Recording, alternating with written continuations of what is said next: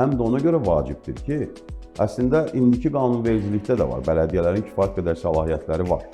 Amma onların səlahiyyətləri digər icra strukturları tərəfindən məhdudlaşdırılır. Məsələn, icra hakimiyyətinin kəndlərdə, qəsəbələrdə nümayəndəlikləri var. Onların da səlahiyyəti çoxdur, bələdiyyənin də səlahiyyəti çoxdur. Konstitusiyaya görə, qanunlara görə bələdiyyənin səlahiyyəti çox olmalıdır. Amma faktiki olaraq icra hakimiyyətinin nümayəndəlikləri seçilmişlərdən daha üstün mövqeyə malikdirlər ki, bu doğru deyil. Və nəticə etibarilə bu ona gətirir, çıxardır ki, təyin olunmuş, təyin edənin qarşısında məsuliyyət daşıyır.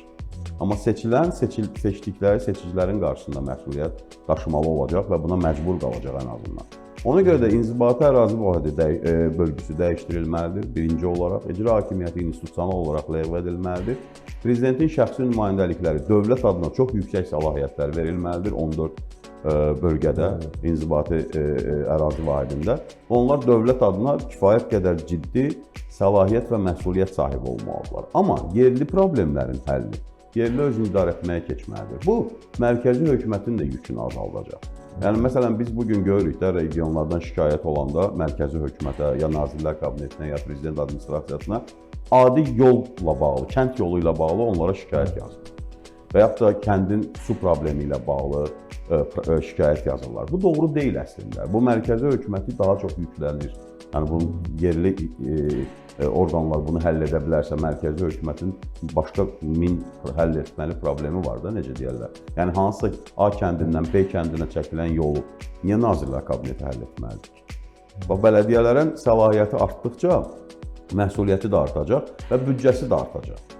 Və xatırladım ki, Azərbaycanın bütün bələdiyyələrinin ümumi büdcəsi keçən il 51 milyon manat idi. Cəmi. Tüm bələdiyyələrinin.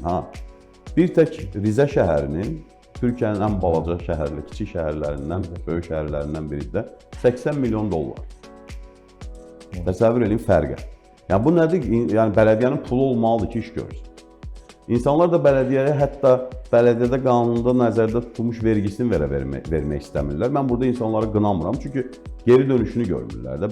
Vergini niyə verirsən? Ona görə verirsən ki, onun geri dönüşünü görəsən. Məsələn, vergi verirəm, yolum düzəlir. Vergi verirəm, zibilimi təmizləyirlər vaxtında. Bunlar yoxdursa, insanlar da bələdiyyə vergisini vermək istəmirlər. Onlara səlahiyyət və məsuliyyət verməklə və maliyyə vəziyyətlərini yaxşılaşdırmaqla onları işlək mexanizm halına gətirmək lazımdır və bələdiyyələrin müəssisə açmaq, xarici investor dəvət eləmək və s. səlahiyyətləri olmalıdır. Necə ki, məsələn, İstanbul Bələdiyyəsi son 10 ili baxsaq, 18 milyard dollara yaxın xarici investisiya cəlb edir. Bir tək İstanbul Bələdiyyəsi. Hələ bunun başqa tərəflərini qoyaq bir qırağa.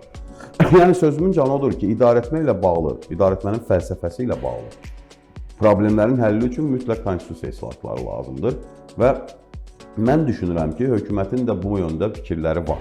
Çünki bilirsiniz, müəyyən məsələləri sınaqdan keçirmək lazım idi də. Bu, Prezidentin şəxsi nümayəndəliyi institutu o sınağın bir mərhələsi idi və o sınaqdan da uğurla keçdilər. Mən özüm dəfələrlə səfər eləmişəm, həm Qarabağa, həm Şərqi Zəngəzura. Orada Prezidentin səlahiyyətli nümayəndəliyinin gördüyü işlər kifayət qədər ciddi nəzərə çarpar. Amma orada da sual vermişəm, hələ də o sualın cavabı almaq olmur.